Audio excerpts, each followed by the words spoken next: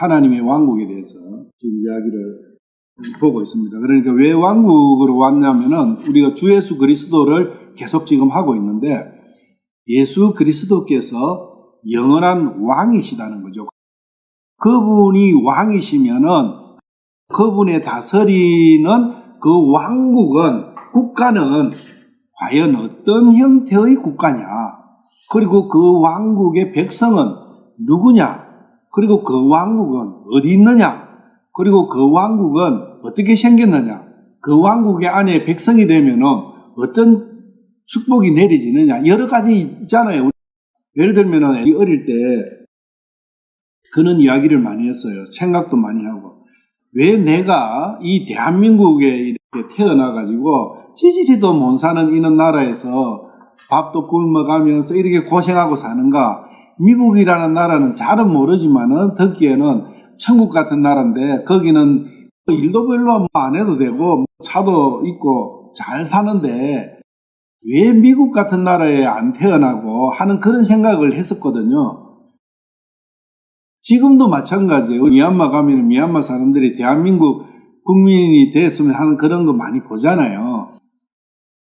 그런 것처럼 한 국가라는 것은 그 국가의 백성은 어떤 사람은 내가 원해가지고 그 나라의 백성이 될 수는 있어요. 특별한 경우. 국적 이동을 하면 되죠. 근데 마음대로 되질 않아요. 미얀마 사람이 대한민국 국적을 얻으려고 한들 안 줘요. 단 한 명도 안 줘요. 미국 같은 경우는 이제 대한민국 사람은 좀 이제 받아주지만 그래도 쉽지 않죠. 내 마음대로 어떤 나라의 백성이 되고자 한들 안 된다는 거예요. 자격이 있는 거예요. 하나님의 왕국, 그리스도의 왕국, 예수님의 왕국, 그러니까 예수님께서 왕으로 다스리시는 그 왕국에 대해서 얼마를 알고 있는가. 이게 중요한 부분인데, 그렇다면 성경은 무엇을 말씀하고 계시느냐? 방금 제가 말씀드린 그걸 이야기하고 있어요.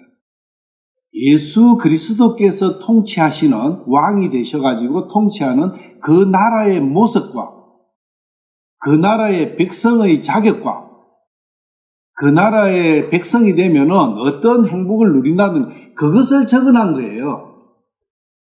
과연 우리는 성경을 어떻게 생각하고 있냐? 성경은 무엇인가? 이렇게 했을 때 성경에서 말씀하시고자 하는 주제가 무엇인가에 대해서 얼마나 생각을 해봤는가? 그 문제가 있는 거죠.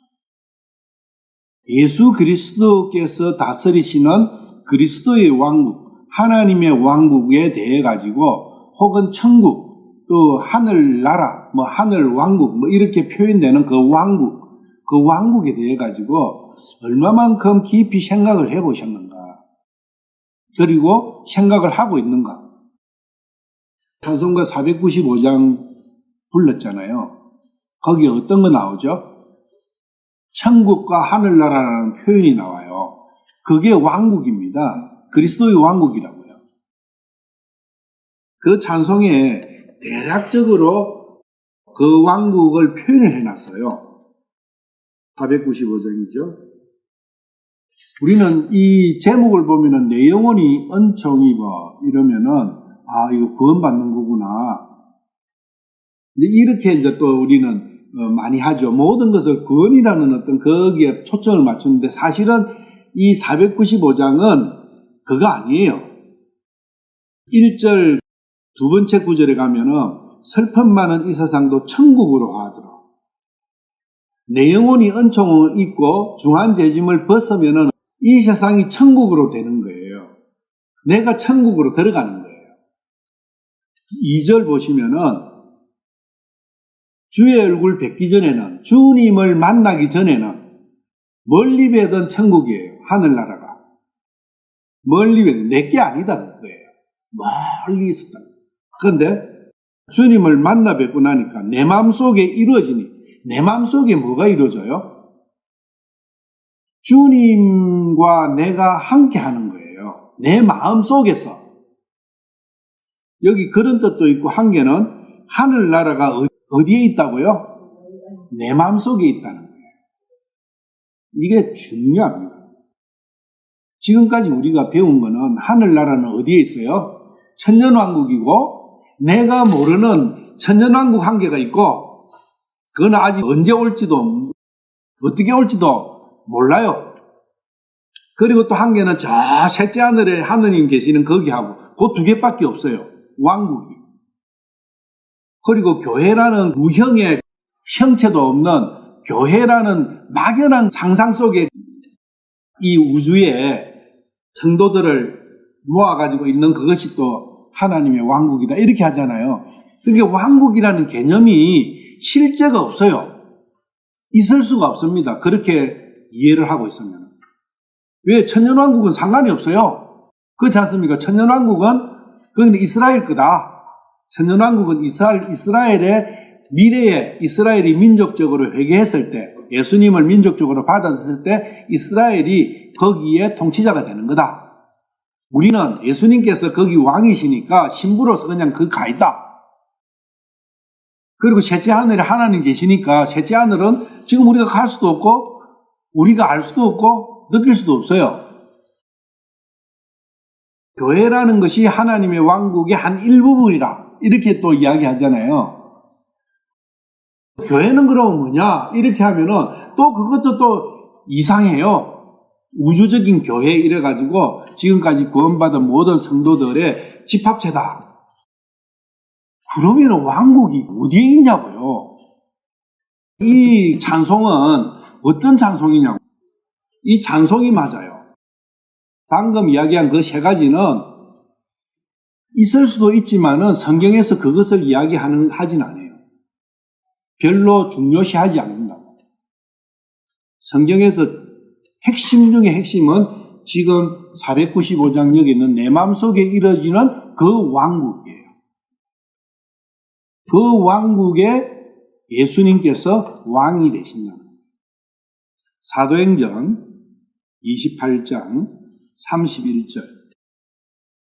바울이 로마에 가서 죽기까지 바울이 로마에서 이제 사형을 당하잖아요.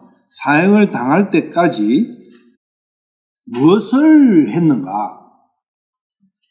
30절부터 31절. 바울이 자기 셋집에서 만 2년을 가며 자기에게 오는 모든 사람을 받아들이고 전적으로 확신 있게 하나님의 왕국을 선포하며 주 예수 그리스도에 관한 그것들을 가르치되 아무도 그를 막지 못하더라.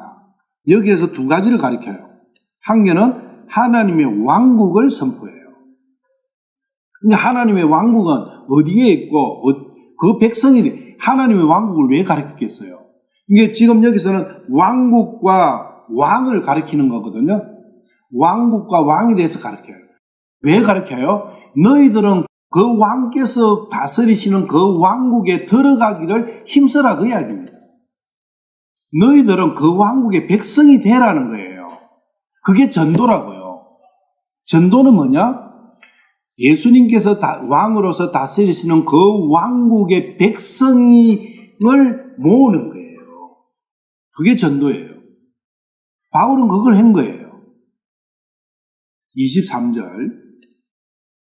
그들이 그를 위해 한 날을 정하고 유대인들이에요. 그러니까 로마에 살고 있던 유대인들이 바울하고 이제 변론을 하기 위해 가지고 한 날을 정했다는 거예요. 한 날을 정하고 많은 유대인 사람들이 그에게 나와 그의 숙소로 들어오니 그가 아침부터 저녁까지 모세의 율법과 첫째로는 대언자의 글을 가지고 그러니까 구약이죠.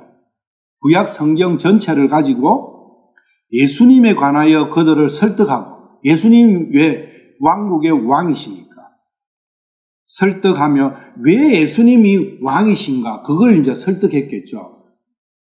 어떤 구절을 가지고 구약의 어떤 구절을 가지고 어떤 내용을 가지고 예수님이 왕이시다는 거, 예수님이 그리스도시라는 거, 예수님께서 하나님의 아들이시라는 것을 어떻게 증거를 했겠는가? 이제 그런 부분을 우리가 살펴봐야 된다는 거예요. 바울 사도는 어떤 이야기를 해가지고 이걸 했는가? 두 번째로는 그들에게 하나님의 왕국을 풀어서 설명하고 증언했다는 거예요. 두 가지잖아요. 똑같잖아요. 왕과 왕국에 대해서 전한 거예요.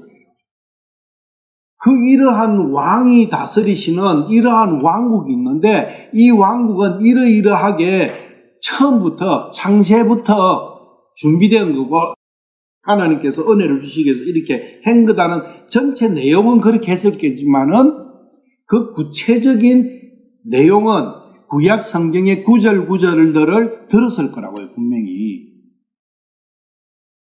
그런데 지금 우리가 인용하는 구약 성경의 이사야서나 창세기나 일부분은 극히 일부분이다. 그거는 어떻게 보면은 예수님, 왕으로서의 예수님이나 하나님의 왕국에 대한 내용보다는 인간 나에 대한 죄구속에 대한 말씀만 위주가 되어 있지 않느냐. 그러다 보니까 진짜로 전해야 되는 내용은 빠져버린 게 아니냐. 핵심은 변두리만 갖고 그 백성이 되는 자격만 가지고 이야기를 한 거 아니냐. 그러니까 어떻게 해야 내 마음이 가난해지고 어떻게 해야 하나님 저를 구해주세요 하는 마음이 생기겠는가.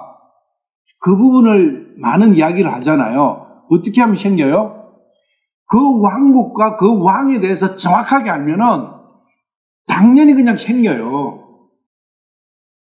거기 가고 싶잖아요. 미국 조금 아니까 미국을 알고 우리 대한민국의 그 가난한 상황을 알고 미국이라는 나라의 그 엄청난 상황을 아니까 미국 국민이 되고 싶어 했잖아요.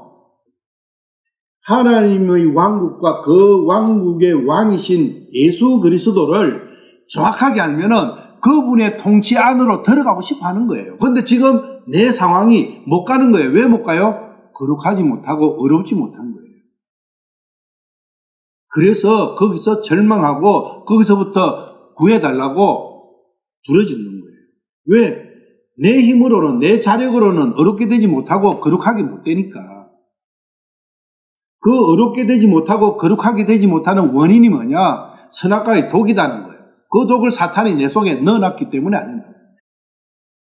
그 독 때문에 내가 좌절하고 나는 이제 안 되는구나. 그런데 복음에서 예수님께서 나를 믿어라. 된다. 해줄게. 그렇게 해놨더니 그게 복음 아니냐? 복음이 뭐냐? 그 왕이신 예수 그리스도께서 왕이신 그 왕국에 들어갈 수 있는 길을 알려준다 그거예요. 그 소식이라는 거예요. 그러니까 그게 복된 소리 아닙니까? 그 복음이다. 이게 복음은 왜 필요하냐? 그 왕국, 그 왕이 다스리시는 그 왕국에 들어가는 길을 가르쳐주는 거예요. 그 소리라. 그러니까 바울 사도는 계속 왕과 왕국에 대해서 설득하고 정언하고 강론한 거예요. 뭐 죄가 어떻고 뭐 이런 거 뭐 했겠죠. 근데 그게 주제가 아니다는 거예요. 근데 지금 우리가 어떠느냐? 이 시대의 성경을 보는 많은 눈들은 어떻게 되어 있느냐? 좀 길이 잘못 들어가요. 오리무중이에요. 이 뭐 천국과 하나님의 왕국이 틀리다 말다, 하늘나라와 하나님의 나라가 틀리다 마다 그런 거가 맨날 싸우지. 그 본질적인 내용에 대해서는 보기가 참 내용을 이래 보기가 어려워요. 그러니까 조금만 어려워지면은 다시 세상으로 리턴하는 거예요. 왜? 세상 왕국이 좋게 보이니까. 세상 왕국이 안 좋게, 세상 왕국하고 하나님의 왕국하고 비교했을 때 이게 비교 자체가 안 되면은 되돌아볼 필요도 없는 거예요. 어느 찬송에 분토라고 하지. 분토가 뭡니까? 똥이잖아요, 똥. 똥보다 더 더럽게 보이는데 거기에 다시 들어가고 싶겠어요? 아니다. 이 왕과 왕국. 지금까지는 저도 왕국에 대해서 글을 쓰면은 항상 하늘 왕국과 하나님의 왕국의 차이점. 뭐 이런 거 했어요. 근데 그게 아니야. 이게 바뀌어야 돼. 뭐냐? 왕과 왕국. 그 왕과 왕국에 대해서 우리는 진짜 깊이 알아가야 돼. 그걸 가르쳐 주시기 위해 가지고 왕과 왕국을 가르쳐 주시기 위해 가지고 구약 성경 전체가 있는 거예요. 왜 아브라함이 등장시켰고 왜 유대인을 등장시켰고 왜 북이스라엘 남이스라엘 왜 다윗 왕을 쌍짓고 왜 솔로몬이 있고 사울은 뭐고 전부 다 왕과 왕국이잖아요. 아브라함이 왕입니다. 왜 그걸 알 수 있냐면은 사라를 장사 지낼 때 사라를 왕과 같이 대우를 해가지고 장사 지냈다가 나와 있어요. 왕이 아내잖아요. 아브라함이 누구예요? 왕이잖아요. 아브라함은 왕이에요. 그 당시에 얼마나 강력한 왕인지 하면은 아브라함 시대 때 크게 세력 있는 나라가 밑에 이제 애굽이 있었고 북쪽에 바벨론 쪽에 다섯 왕이 연합을 해가지고 천내로 왔죠.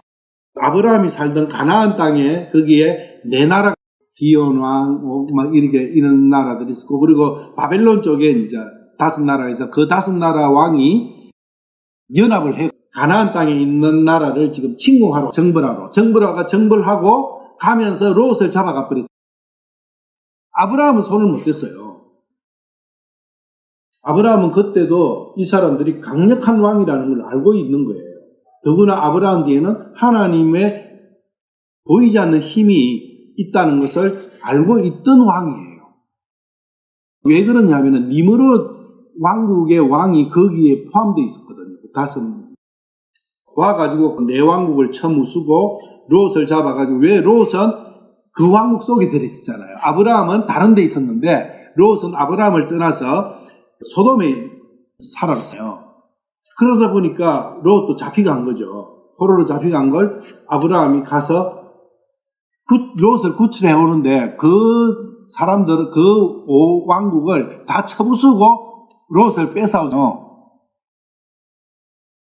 엄청난 전투예요. 그 전투는 성경에는 간단하게 나와 있지만 야샤르의 책이라든지 이런 데 보면은 하나님이 함께 하시지 않으면 되잖아요. 아브라함은 그때 왕이었어요. 엄청난 왕이었어요. 그 시절에 왕이고 또 이삭 왕으로 야곱 왕으로. 그런데 그 왕국이 애굽으로 내려가가지고 애굽의 종이 되어버리잖아요. 그 이후에 모세로부터 해가지고 들어가서 가나안 땅을 점령을 하죠. 여호수아는 왕이에요. 또 이스라엘 전체는 광야 생활할 때 이스라엘 전체는 국가예요. 왜? 백성이 됐으니까. 그때는 왕이 누구시라고요? 하나님이시에요. 가나안 땅에 들어가가지고 여호수아가 가나안 땅에 들어가가지고 이제 가나안 땅을 12지파가 이제 땅을 나눠가지고 하나님께서 이제 직접 다스리시는데 사사를 통해서 하나님께서 이제 대언자를 통해 가지고 직접 다스리시죠. 유다라는 지파가 나오죠. 시온성이 예루살렘 있잖아요. 예루살렘은 유다 지파 땅에 있잖아요. 그걸 생각을 해본 거예요. 왜 유다 지파 땅에 예루살렘이 유다 지파에 들어가 있는가? 그것은 분명히 야곱이 12알을 축복할 때 유다에게 분명히 왕권이 너한테서부터 나온다고 축복을 했어요. 예루살렘은 언제부터 나오느냐? 예루살렘이라는 도시는 언제부터 나오느냐? 살렘은 멜기세덱부터 나오는 거예요. 그리고 그 예루살렘은 실제로는 다윗 때부터 나와요. 예루살렘은 여부수 족속한테 다윗이 그 예루살렘을 탈취를 합니다. 여호수아가 가나안 땅을 점령할 때하고 다윗 시대하고는 역사가 차이가 몇백 년이 난다고요. 다윗은 1100년대의 사람이고 여호수아는 BC 1450년대의 사람이라고요. 그러면 최소한 300년의 차이가 나는 거예요. 예루살렘은 다윗 때부터 나오는데 예루살렘은 도대체 이 도시가 어떤 도시냐, 언제부터 나오느냐? 멜기세덱이 살렘 왕이 이 예루살렘이에요. 근데 그 왕국은 정확하게 나오질 않아요. 딱 그거 한 자만 나오니까. 그런데 모리아산, 이삭을 번제로 드린 모리아산이 성전산이에요. 예루살렘의 성전산이라고요. 모리아산이. 그러면은 그 산은 벌써부터 하나님께서 지정을 해놔셨다는 거죠. 제사는 거기서 지내는 거예요. 어린 양의 제사를 거기서부터 지내는 거예요. 그 유다 지파에게 이 땅이 어떻게 해서 유다 지파에 가게 됐는가? 그것은 여호수아가 12지파에게 땅을 나눠줄 때 있어요. 그런데 그 땅을 나눠줄 때 이전에 12지파의 12명을 가데스바네아에서 모세가 12명을 정탐을 보내요. 가나안 땅을 정탐을 보낸다고요. 정탐을 보내가지고 12명이 왔는데 10명은 좋기는 한데 거기는 아낙자손은 대표적인 거인족이에요.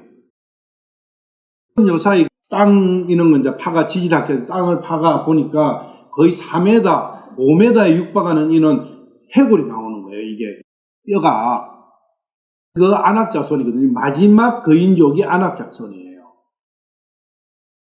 그 아낙자손이 있으니까 우리는 못 들어간다. 욕심은 나지만은 포기하자. 10지파는 그랬잖아요. 근데 2지파만 하나님께서 주셨다. 빨리 들어가자. 거기서부터 시작돼요. 갈렙은 유다 지파예요. 갈렙은 유다 지파고 여호수아는 에브라임이에요. 왜 에브라임과 유다냐? 솔로몬 시대에 가서 유다 왕국과 북이스라엘 나라잖아요. 북이스라엘의 대표는 에브라임이에요. 이스라엘을 에브라임이라고도 해요. 에브라임 땅은 사마리아입니다. 사마리아 북쪽은 갈릴리예요. 갈릴리는 이방의 갈릴리라고 하는데 사마리아는 이방이라고는 하지 않지만은 짬뽕이죠. 요셉은 2 아들이 있었어요. 에브라임과 므낫세. 큰 아들이 누구요? 므낫세요. 그런데 작은 아들에게 장자의 축복이 들어갔죠. 에브라임. 야곱이 손을 이렇게 해가지고 축복을 하죠. 요셉은 2지파를 받아요. 왜 그래요? 레위 지파는 하나님께 속한 지파이기 때문에 빼버려요. 12지파에서 빠집니다. 레위는 나중에. 그래서 2지파를 넣은 거예요. 그 중에 한 개가 에브라임이에요. 에브라임은 북이스라엘의 대표입니다. 남유다는 유다 지파예요. 2 사람 여호수아와 갈렙이 나눠진 거예요. 2 나라를 받은 거예요. 갈렙은 유다 지파고 에브라임은 요셉이었는데 북이스라엘은 에브라임 중심으로 10지파가 모아있는 북이스라엘이 된 거예요. 솔로몬 시대에 2개로 나눠졌을 때 2개 나라가 에브라임과 유다 나라다 그 이야기입니다. 그러니까 갈렙과 여호수아 그렇다는 거예요. 갈렙은 유다 땅을 이제 받는데 유다 땅, 이 12지파 땅을 나눌 때 제비를 뽑아요. 그 제비에 의해 가지고 경계선이 나눠지는데 제비를 뽑지 않고 땅을 받은 게 유일한 게 갈렙의 땅입니다. 하나님께서 갈렙의 믿음을 보시고 갈렙에게서는 네가 밟는 그 땅은 너에게 준다. 그러니까 약속을 하시는 거예요. 그래서 여호수아에게 갈렙이 땅 나눌 때 요구를 합니다. 그때 당신도 들었지 않느냐? 하나님께서 나에게 그 땅을 내가 밟는 땅을 주신다고 했지 않느냐? 그 땅이 어느 땅이냐? 헤브론이에요. 헤브론이 어디서부터 비롯된 땅이냐? 아브라함이 저 바벨론에서 우르에서 들어와 가지고 제일 처음 제단을 쌓은 곳이 헤브론이에요.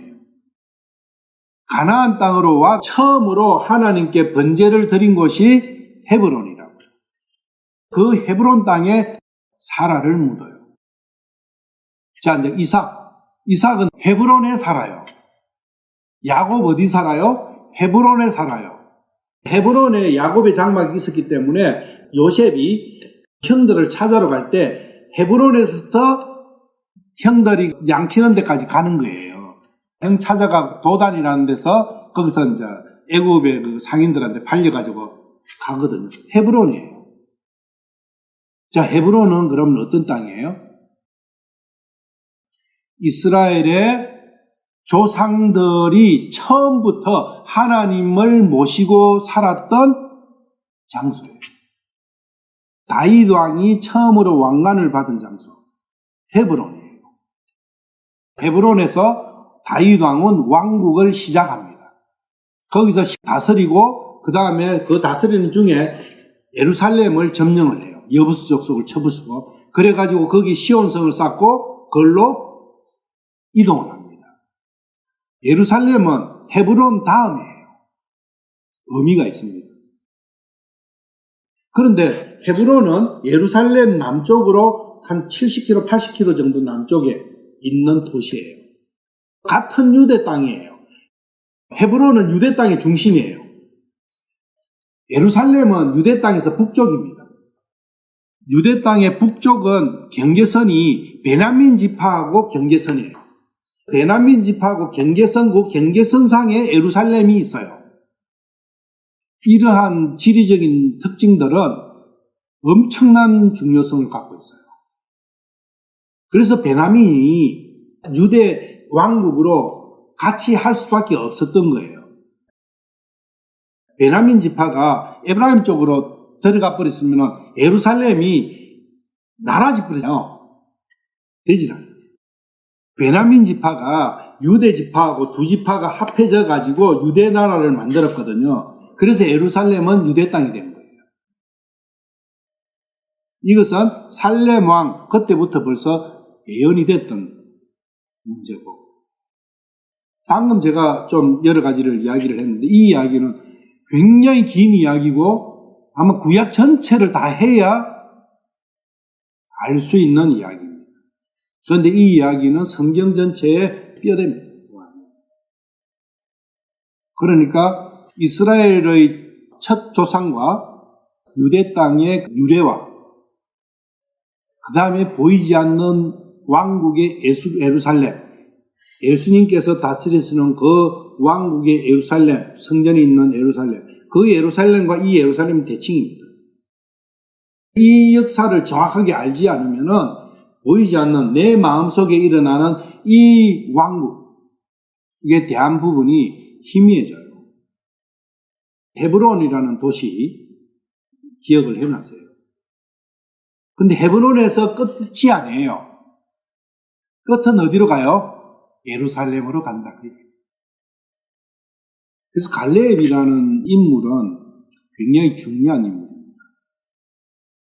갈렙 이야기는 야곱보다 한참 뒤의 이야기인데 야곱이 벌써 그때 유다 지파에서 왕이 나올 걸 예언을 약속이 돼 있잖아요. 언약이 돼 있잖아요. 근데 그 언약이 이런 형태로 이루어지는 거죠. 성경 안에는 인간의 역사 속에서 일어난 일, 그런 인간의 역사를 하면은 지리적인 역사와 인물적인 역사 이 두 가지가 흘러요. 두 가지는 항상 같이 붙어서 움직여요. 히스토리, 역사라 하면 이 두 가지가 붙은 이야기예요. 땅의 이야기와 사람의 이야기입니다. 그 땅 위에서 사람이 어떻게 움직이는가, 어떻게 살아갔는가가 역사입니다. 그게 인간의 역사예요. 우리가 역사책 쫙 뒤비면 지도가 나오죠. 지도가 나오는데 그냥 통지도가 아니라 항상 선이 꺼져 있어요. 그 선이 국경선이잖아요. 국경 따먹기예요. 땅 따먹기라고. 인간의 역사는 땅 따먹기 역사예요. 땅을 많이 차지하려고. 그래서 맨날 전쟁하잖아요. 세계사 쭉 읽어보세요.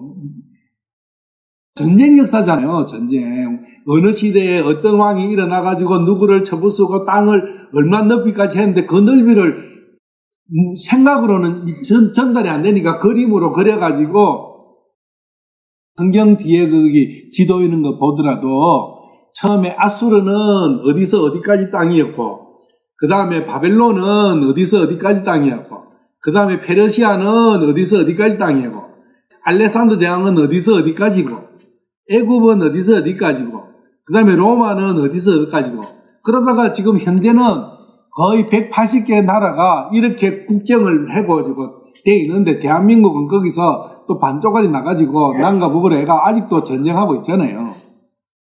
땅과 왕국과 백성, 이 이야기는 같이 흘러가는 거예요. 이 땅에 대해서 사람들이 눈에 보이는 요 흙, 땅만 생각하니까 하나님의 왕국, 하늘의 왕국, 이스라엘 왕국, 지금 이야기하는 이 왕국을 천년왕국으로만 계속 한정시키려고 하는 거예요.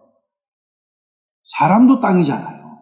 사람 땅이 성경에서는 본질이다 그 이야기예요. 본체, 실제 성경에서 말씀하시고자 하는 땅은 사람이라는 것. 그것이 실체고 여기 땅은 이것을 설명하기 위한 그림자다. 그런데 이게 바뀌어버린 거예요. 사람은 사람이고 땅은 땅이다. 이래 봐버리니까 성경이 그렇게 보이는 거예요. 여호수아 23장 14절. 여호수아가 죽음 직전에 이야기하는 거예요.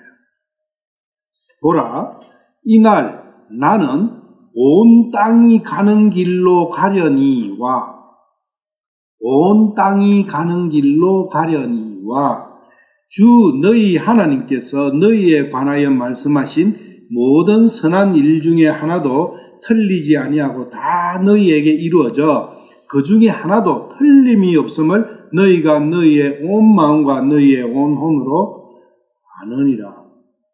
그러므로 주 너희 하나님께서 너희에게 약속하신 모든 선한 일이 너희에게 임한 것 같이 주께서 모든 악한 일도 너희에게 임하게 하사 마침내 주 너희 하나님께서 너희에게 주신 이 좋은 땅에서 너희를 끊어 멸하시리라. 너희가 주 너희 하나님께서 너희에게 명령하신 그분의 언약을 범하고 가서 다른 신들을 섬기고 그들에게 절하면 주의 분노가 너희를 향해 타오르니 그분께서 너희에게 주신 좋은 땅에서 너희가 끊어져 속히 멸망하리라. 세 구절을 읽었는데 여기에 땅이 두 개의 땅이 나오는 거예요. 15절과 16절 땅은 실제 가나안 땅이에요. 의미상으로 여러분 보시면 그렇잖아요. 그럼 14절 이 땅은 이건 사람이잖아요. 자기 자신을 이야기하죠. 온 땅이 사람인데 사람의 뭐를 이야기해요? 육신을 이야기해요. 사람인데 사람의 육신을 이야기해요. 사람의 육신은 땅이에요. 이것을 킹제임스 영어 성경에 가서 보면은 the earth인데 이것을 히브리어로 보면은 에레스.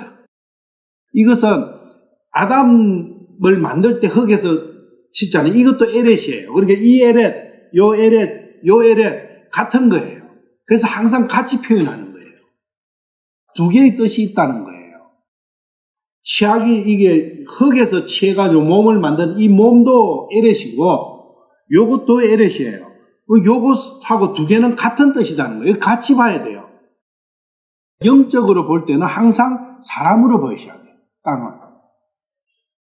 하나님께서 아담에게 말씀하실 때 너는 땅에서 최적이 땅이다. 이게 땅으로 돌아가야 된다. 그 땅이라고 했잖아요. 열왕기상 2장 1절. 여기는 다윗 왕이에요. 이제 여기는 이제 실질적으로 표현을 해놨어요. 이제 다윗의 날들이 가까이 이르러 그가 죽게 되면가 없으면은 다윗의 날들이 가까이 이제 다윗이 태어날락한가 이러는데 여기는 죽는 것이 다윗의 날이래요. 이것도 우리가 다음에 한번 봐야 되는데 왜 이렇게 표현이 되어 있는지. 이게 죽는 날이에요. 다윗이 죽게 돼가지고 그가 자기 아들 솔로몬에게 유언을 하는 거예요. 자기 아들 솔로몬에게 명하여 이르되 유언을 하는데 2절 내가 온 땅이 가는 길을 가노니 내가 온 땅을 가는 길을 가노니 그런즉 너는 강건하여 너 스스로 남자임을 보이고 자기가 없어지니까 네가 이제 스스로 이제 일어서야 된다. 하나님 앞에서. 지금까지 내가 코치를 하고 했었기 때문에 했지만은 나는 이제 간다. 이거 이야기잖아요. 온 땅이 가는 길이다. 모든 사람은 육신은 한 번 죽게 되어 있잖아요. 그게 온 땅이 가는 길이에요. 이 왕국을 정확하게 이해를 하시려면 이 말씀 속에서 제대로 찾으면 이 내용에 땅이라는 이 의미가 정확하게 딱 정립이 되어 있지 않으면은 이 왕국을 이해하기가 힘들어요. 내 마음속에 일어난다. 왕국이. 하나님의 왕국, 하늘 왕국, 천국이 어디 있다? 내 마음 안에 있다. 그것을 우리가 보는 거예요. 증명을 하는 거예요. 그런데 증명을 하면 첫째로는 땅에 대해서 정의가 내려져야 돼요. 또 한 가지 이제 짚어야 될 게 마태복음의 정체성이에요. 마태복음은 무슨 목적으로 써 있느냐? 누구에게 말씀하시는 것입니다. 사복음서가 있는데 마태복음은 누구한테 쓴 거예요? 대상이 누구예요? 마태복음. 독자가 읽어야 될 사람이 유대인한테 적었다고 그거 있잖아요.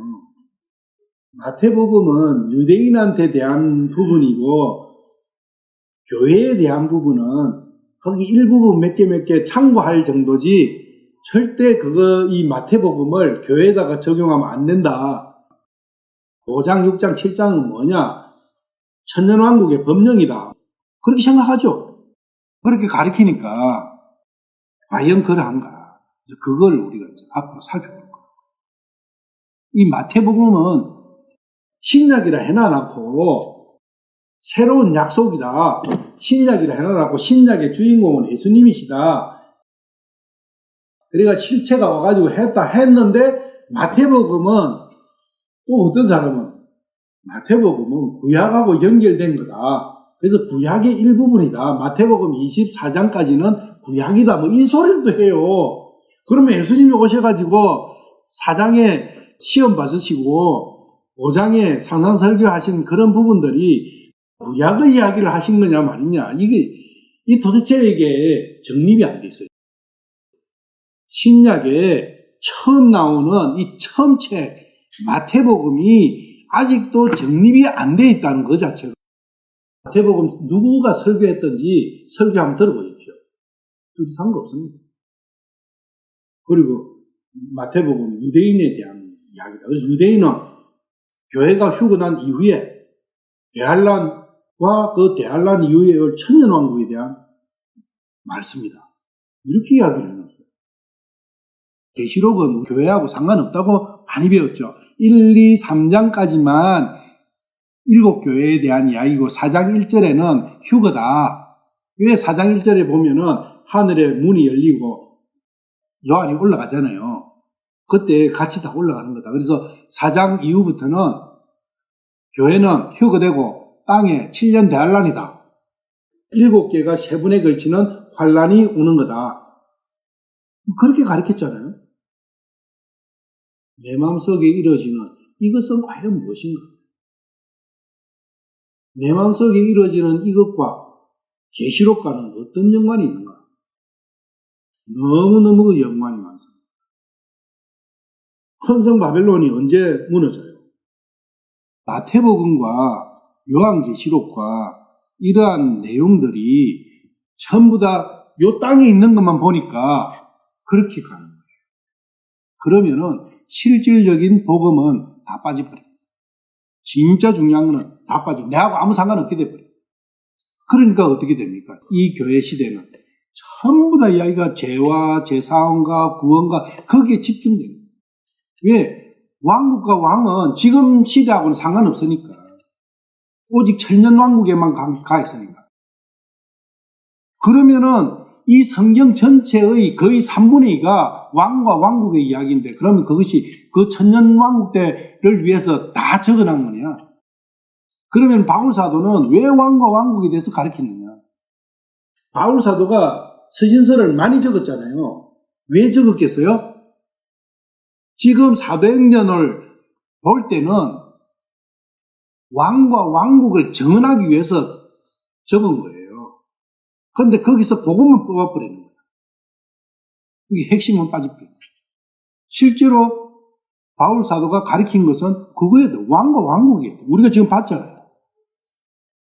너무나 잘못돼요.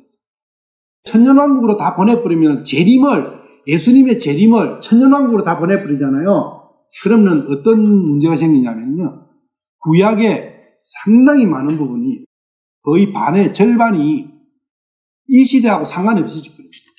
특히 소선지서들. 에레미야 뒤에 다니엘의 대부분, 에스겔의 대부분, 그리고 소선지서 그거는 전체를 다 천년왕국으로 갑니다. 그래서 안 가르치는 거예요. 천년왕국 거니까. 지금 상관없는 거니까. 과연 그러냐? 예수님의 재림이 중요한 거예요. 재림은 땅에 하잖아요. 땅으로 오시잖아요. 하늘에서 땅으로 오잖아요. 이 땅도 있어요. 근데 땅이 어디 있어요 또? 여기 있잖아요. 이거 보시는 거예요. 그게 재림이에요. 재림의 본질은 각 개인의 마음밭에 시온성이 건설되고 예루살렘 성벽이 재건되고 그 안에 왕자가 있고 그 왕자에 예수님께서 오시는 그것이 진정한 재림이에요. 초림은 공통분모로 오셨어요. 재림은 각자예요. 그래서 재림 때가 언제입니까? 제자들이 여쭤봤잖아요. 자, 재림 때를 딱 찍을 수 있습니까? 없습니까? 만약에 재림이 천년왕국 그거 한 개다 하면은 찍을 수 있습니까? 없습니까? 있어요. 그런데 각자에게 오면은 어떻게 됩니까? 찍을 수 있습니까? 없습니까? 그래서 그런 거죠. 예수님이 이불로 숨기시려고 아니에요. 예수님은 있는 것대로 다 가르쳐 주시는 거예요. 근데 왜 그렇게 대답하셨어요? 오직 하나님만 아신다고. 그게 정답이에요. 2000년간 바울한테 내렸던 거, 예? 베드로가 받았던 거, 그것이 그 다음 성도들에게, 지금 이 시대의 성도들에게도 오고 있잖아요. 근데 그 시간은 어떻게 정합니까? 시간은 못 정해도 그 땅 안에서 일어나는, 마음밭에서 일어나는 그 상태는 설명할 수 있는 거예요. 그 상태의 설명이 마태복음 24장, 계시록 5장부터 나오는 그 환란, 욥의 고난, 야곱의 고난의 때, 야곱의 고난의 때를 7년 대환란으로 딱 넘겨버리니까 지금 이 성도들하고 아무 상관이 없어요. 왜 야곱의 고난의 때? 야곱은 누굽니까? 이스라엘이잖아요. 이스라엘의 조상이잖아요. 선택받은 거예요. 하나님을 찾는 자예요. 이 세상에서 하나님을 찾아가는 사람의 여정의 대표적인 주자예요. 그런 마음을 가진 사람은 다 누구라고요? 야곱이라고요. 그 사람에게는 야곱의 때가 주어지는 거예요. 그 야곱의 때가 욥이 받았던 그 시험이에요. 그렇게 보고 내 마음속에서 일어나는 구원받기 위해서 진짜 하나님의 백성이 되기 위해서 하나님께서 나를 다스리 가시는 그 과정이 있다는 거예요.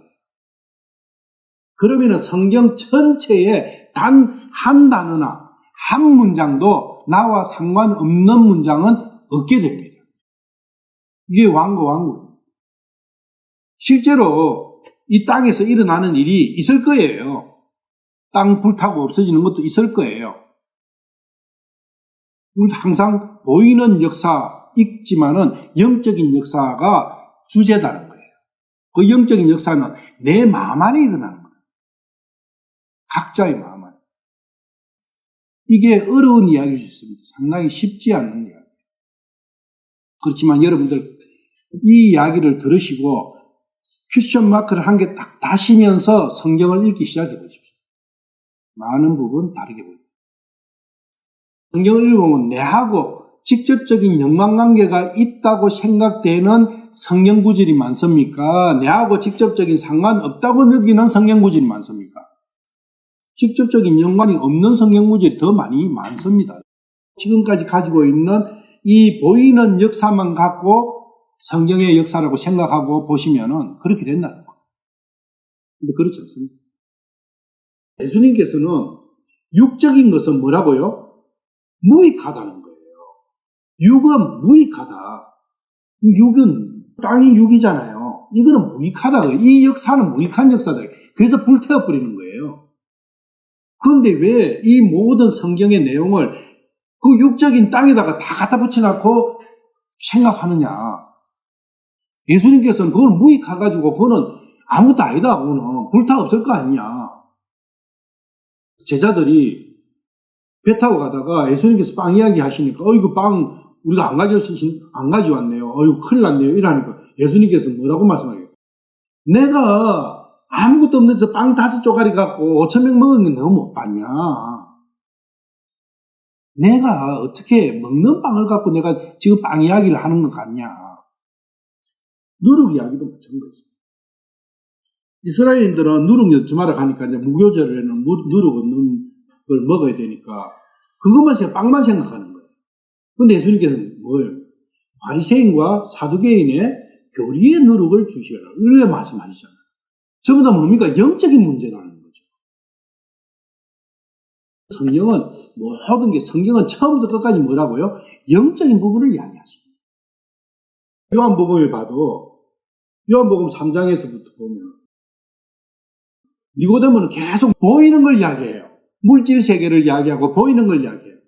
이 세상에 있는 걸 갖고 이야기해요. 근데 예수님은 안 보이는 걸 이야기하세요. 영적인 걸 이야기합니다. 하늘에 있는 걸 이야기하십니다. 부딪히는 거예요. 사장에 가면 수가성 여인 마찬가지예요. 처음부터 끝까지 유대인들은 뭘 가지고 노네요? 보이는 걸 갖고 노는 거예요. 예수님은 하늘을 갖고 이야기하고 이 사람들은 땅의 거 이야기하니까 안 맞는 거예요. 예수님께서 이런 말씀하세요. 내가 땅의 것을 이야기해도 너희들이 잘 못 알아듣는데 하물며 하늘의 것을 이야기하면 너희들이 어떻게 알아듣겠는가? 그거는 뭘 말씀하시냐면 그래서 내가 비유로 이야기한다 이렇게 말씀하십니다. 하늘의 거는 보이지 않고 이 땅 거 아니잖아요. 틀리잖아요. 그래서 예수님께서는 말씀하시거든요. 이 성경에서 말씀하시는 핵심은 하늘의 거라고요. 모든 건 하늘의 거라고. 땅의 거 아니에요. 그런데 우리는 모든 것을 땅의 거 기준으로 재단을 해요. 겸손하라 하니까 사람 앞에 겸손해야 되고, 온유하니까 사람한테 화 안 내야 되고, 긍휼을 베풀라니까 자선 사업을 해야 되고, 하나님의 뜻이 과연 그러하냐 그거예요. 아니다는 거예요. 그게. 그게 성경이 완전히 바뀌어버린 거예요. 성경이 아니라 철학이 돼버린 거예요. 노는 공자하고 뭐가 틀려요. 그리고 그 서양에서 철학하고 소크라테스 철학하고 뭐가 틀리냐고요. 플라톤의 철학하고 뭐가 틀리냐고. 성경에서 똑같아요. 악하게 살아라 한 개도 없어요. 선하게 살아라, 죄 짓지 말아라. 거기도 죄 나와요. 다 남한테 베풀면서 살아라. 공자 명자가 다 그거 한 거잖아요. 그러면 하나님께서 그런 지식이 부족해가지고 거기다 하나님까지 플러스 해가지고 죽겠는 거예요. 그러하냐 그거지. 아니다 그거예요. 완전히 달라요. 완전히 다른 거예요. 그러면 뭐가 틀린데? 실제 가르치는 똑같은데 11조 잘 내고 헌금 잘 내고 와서 찬송자 많이 하고 성도들끼리 사이좋게 싸우지 말고 희생 봉사하고 절에 가도 절이 훨씬 더 그거는 잘해요. 천주교에 가보세요. 훨씬 더 잘하죠. 포플레는 성경을 모르니까 세상 사람의 기준대로 종교를 판단하는데 포플레는 1등 종교가 불교예요. 2등이 천주교예요. 개신교는 꼴찌. 자기보다 못하네. 자기보다도 못하네. 성경의 가치가 그게 왜 그런가? 하나님의 말씀을 땅의 기준으로 다 바꿔버리니까 그런 현상이 생깁니다. 중이 왜 좋아요? 장가도 안 가요. 가족도 없어요. 자기가 취할 재산도 필요가 없어요. 집도 필요 없어요. 그러니까 포플레 입장에 보니까 엄청 저 사람은 선한 사람이에요. 그리고 두 번째 캐톨릭 신부 장가 안 가요. 가족 없어요. 자기 집이 없습니다. 그런 사람들보다 선하게 살 수 있는 사람이 있습니까? 아니, 개 중에는 못된 짓 해가 하는 사람도 있지만은 실제로 그렇게 사는 사람 많아요. 신부들 중에도 그렇고 진짜 미얀마 가면은 중들 그렇게 사는 사람 엄청 많아요. 그 산 꼭대기에 아무것도 없는 거기에 지방계진 안 넣고 그냥 사는 거예요. 그러니까 먹는 거는 그냥 갖다 주면은 먹어요. 믿음 좋죠? 그 사람이 남 해칠 이유가 있겠습니까? 없어요. 사기칠 이유가 있겠습니까? 거짓말할 이유가 있겠습니까? 없어요. 과연 성경이 그런 걸 이야기하느냐? 내가 이 세상 땅을 짓고 살면서 이 세상에서 좋은 평가 살고 남한테 피해 안 주고 사는 그것이 성경에서 말씀하시는 거냐? 아니다는 거예요. 절대 아니에요. 절대 너는 그렇게 살 수가 없어. 그 이야기예요. 그 다음 그러면 어떻게 해야 되는데? 내 왕국의 백성이 되어라. 그러면은 네가 생각하고 상상하는 그런 것 그것은 게임이 안 된다. 모든 것이 완벽하게 이루어진다. 그러니 너는 내 백성이다. 그거 말씀하십니다. 너는 해봤자 움직이는 그것이 전부 다 사고다. 그게 성경 아니냐? 그런데 왜 그걸 안 가르치냐? 이게 왕과 왕국을 모르면서 생긴 이 엄청난 문제, 성경 앞에 생긴 이 문제를 좀 우리가 깊이 생각하면서 풀어가봐야 해요. 왕에 대해서는 우리가 예수 그리스도께 대해 가지고 조금 이제 살펴봤어요. 아직도 너무 많이 남았지만. 근데 왕국에 대해서는 너무 무지해요. 오늘 마칠게요.